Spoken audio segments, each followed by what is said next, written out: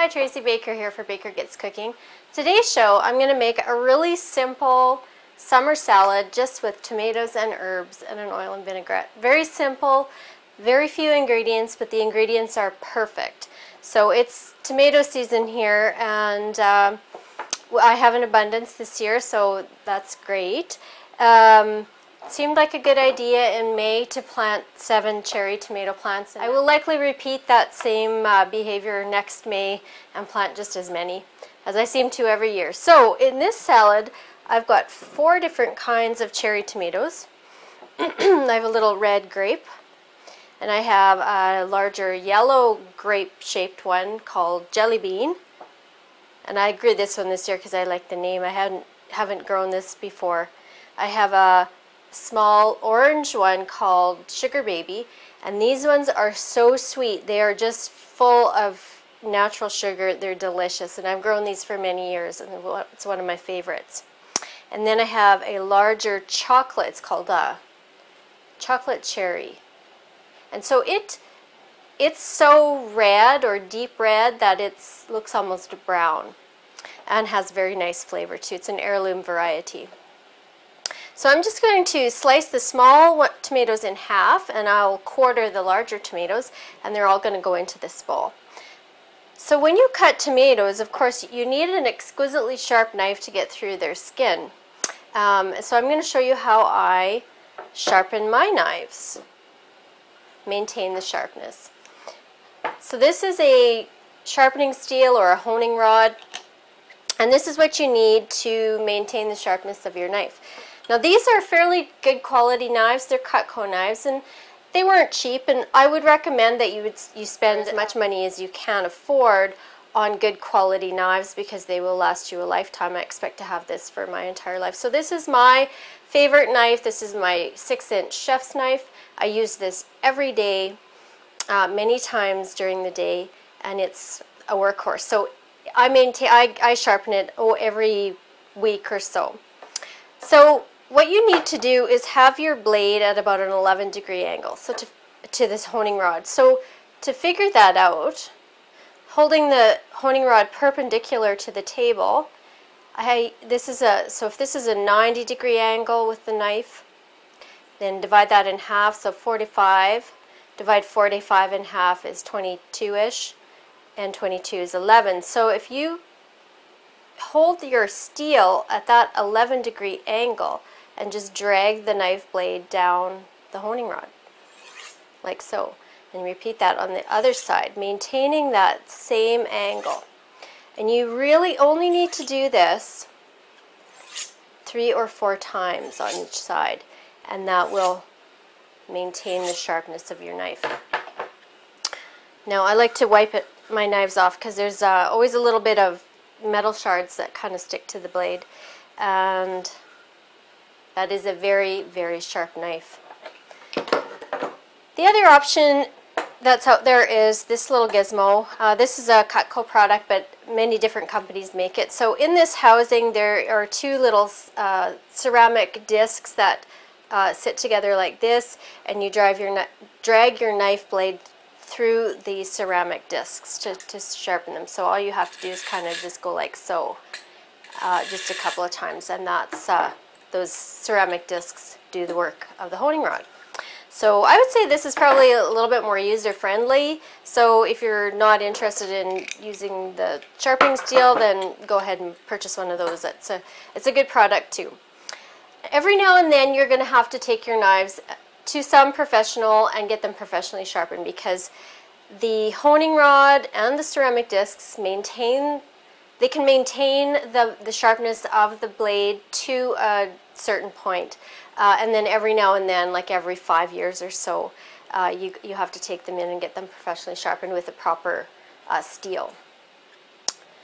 So I'm going to just continue and cut up my tomatoes. I'll quarter these larger chocolate cherry ones.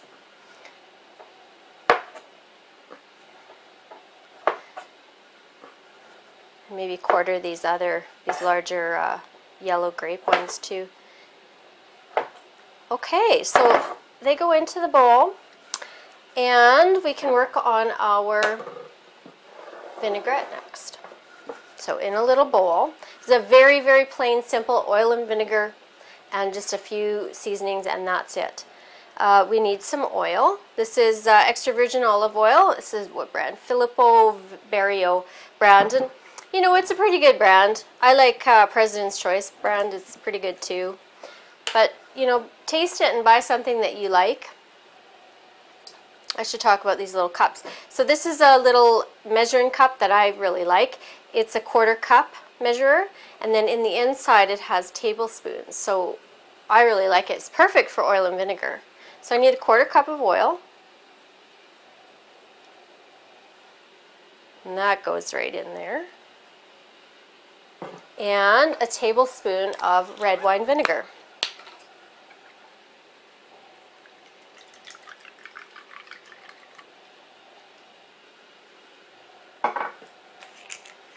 Oop, wrong one. Which lid goes on which? We need a teaspoon of salt. Pretty salty,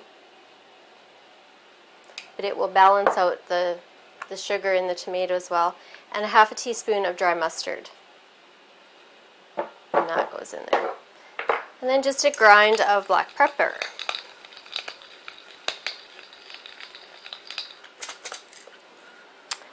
Now, sometimes tomatoes can be kind of acidic. So to balance that acidity, we need something a little sweet. So in this case, I'm going to add a little bit of sugar, like a teaspoon of sugar to that dressing. And that'll kind of just balance everything out. So just go ahead and whisk that dressing together like so.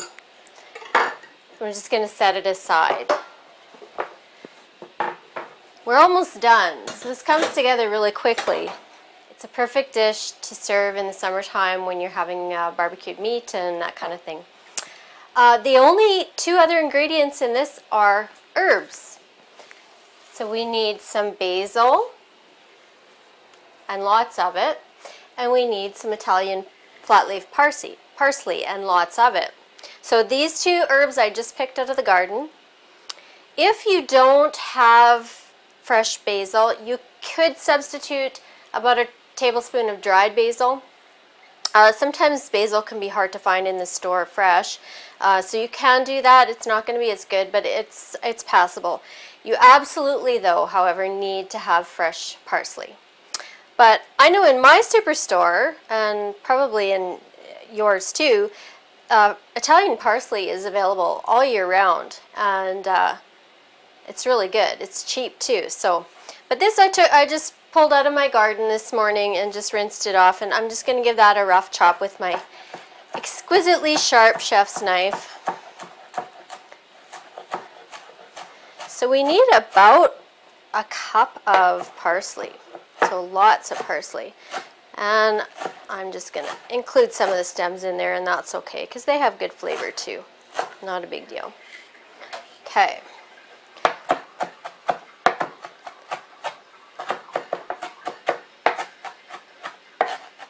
It doesn't have to be too finely chopped.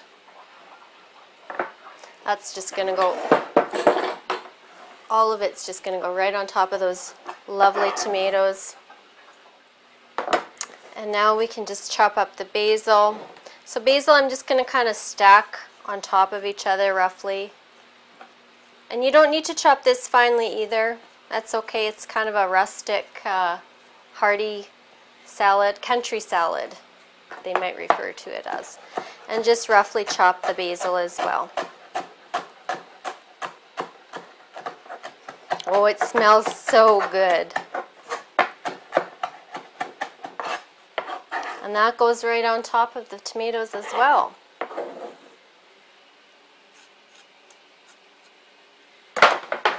And then the last step is to just dress it with our vinaigrette. I'm just going to whisk that together one last time.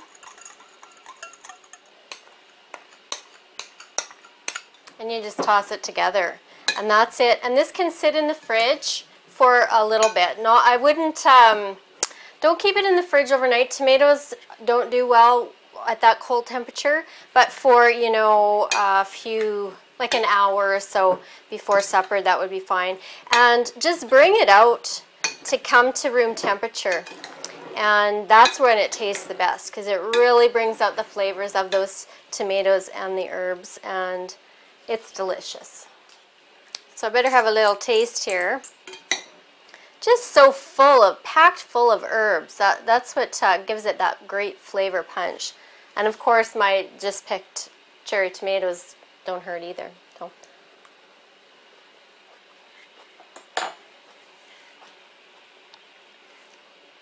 You know, it's so simple, but these flavors go so well together.